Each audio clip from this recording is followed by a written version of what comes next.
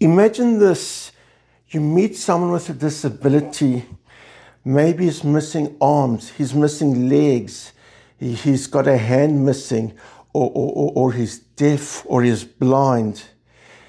Your first spontaneous thought is, I should not take my health for granted.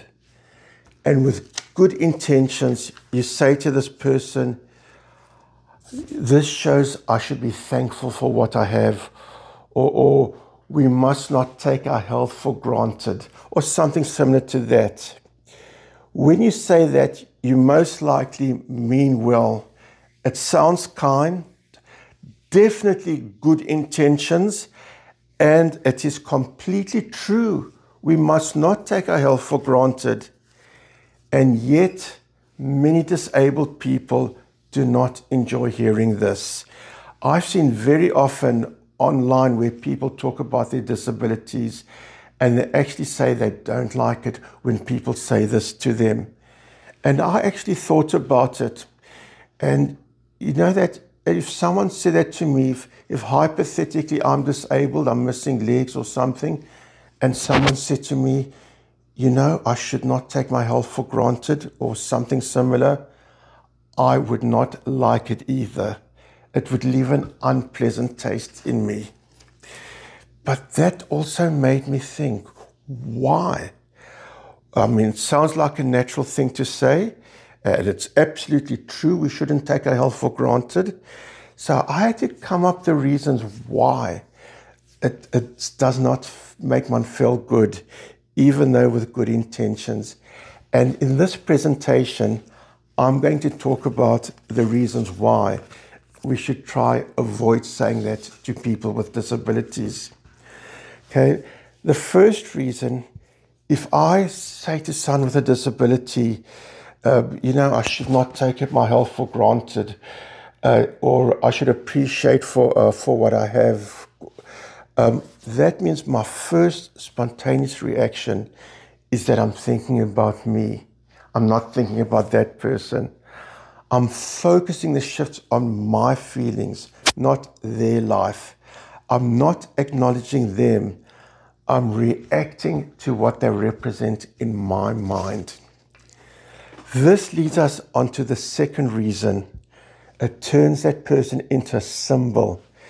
Instead of being a full human being, they've now become a lesson in gratitude and become a tool for my emotional comfort. In other words, the disabled person is a means of emotional reassurance for ourselves, rather than them being seen as equal individuals with their own experiences and identities.